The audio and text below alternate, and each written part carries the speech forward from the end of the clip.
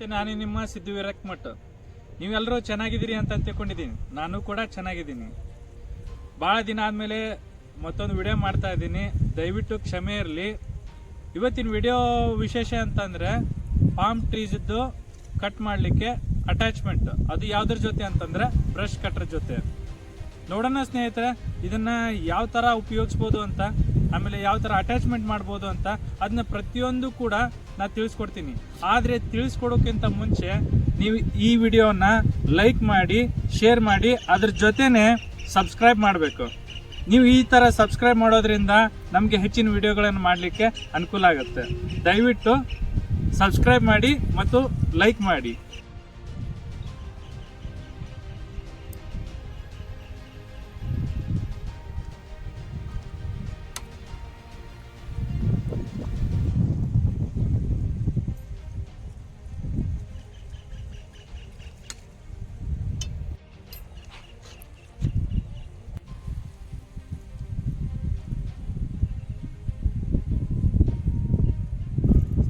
ನಾನು ಯೂಸ್ ಮಾಡ್ತಾ ಇರೋದು ಈಗ ಪಾಮ್ ಟ್ರೀಸ್ ಇದ್ದು ಅಟ್ಯಾಚ್ಮೆಂಟ್, ಅಂದರೆ ಬ್ರಷ್ ಕಟ್ರ್ ಅಟ್ಯಾಚ್ಮೆಂಟು. ಇದರಲ್ಲಿ ಏನಂತಂದರೆ ಈ ಅಟ್ಯಾಚ್ಮೆಂಟಲ್ಲಿ ನಮ್ದು ಏನಿದೆ ಅಸೆಂಬ್ಲಿ ಇದೆಯಲ್ಲ, ಇದರಲ್ಲಿ 28 mm ಮತ್ತು 26 mm ಅಂತ ಬರುತ್ತೆ. ಇದು ಹೆಂಗೆ ಯಾವ ರೀತಿಯಿಂದ ನಾವು ಯೋಚನೆ ಮಾಡ್ಬೋದು ಅಂತಂದರೆ, ಬ್ರಷ್ ಕಟ್ರಲ್ಲಿ ಸೈಡ್ ಪ್ಯಾಕ್ ಇತ್ತಂದರೆ ಅದು 28 mm ಆಗಿರುತ್ತೆ. ಇದ್ರದ್ದು ಡಯಾಮೀಟರ್ ಬಂದುಬಿಟ್ಟು 28 mm ಆಗಿರುತ್ತೆ. ಹಾಗಾಗಿ ನಾನಿಲ್ಲಿ ಯೂಸ್ ಮಾಡ್ತಾ ಇರೋದು 28 mm. ಇನ್ನೊಂದು ನಿಮ್ಮದು ಬ್ಯಾಕ್ ಪ್ಯಾಕ್ ಬ್ರಷ್ ಕಟ್ರ್ ಅಂತ ಬರುತ್ತಲ್ಲ, ಅಂದರೆ ಇಂಜನ್ ಹಿಂದ್ಗಡೆ ಇರುತ್ತಲ್ಲ, ಅದು 26 mm ಇರುತ್ತೆ ಪೈಪ್. ಅಂದರೆ ಇದ್ರ ಡಯಾಮೀಟರ್ 26 mm ಇರುತ್ತೆ. ಆವಾಗ ನಾವೇನು ಮಾಡಬೇಕು, ಇದು 26 mm ಇದ್ದು ಅಟ್ಯಾಚ್ಮೆಂಟು ಯೂಸ್ ಮಾಡಬೇಕಾಗತ್ತೆ.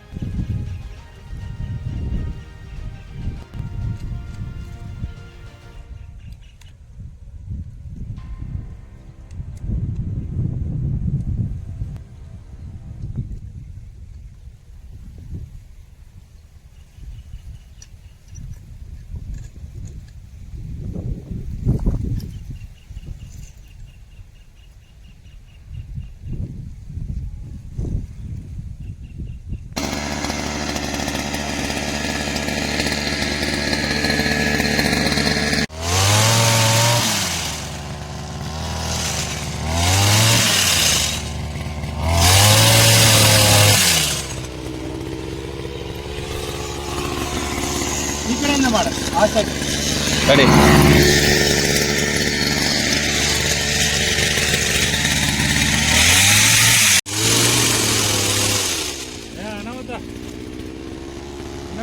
ಅದನ್ನು ಕಟ್ ಮಾಡಿ ಆ ಸೈಡಿಂದ ನಡಿ.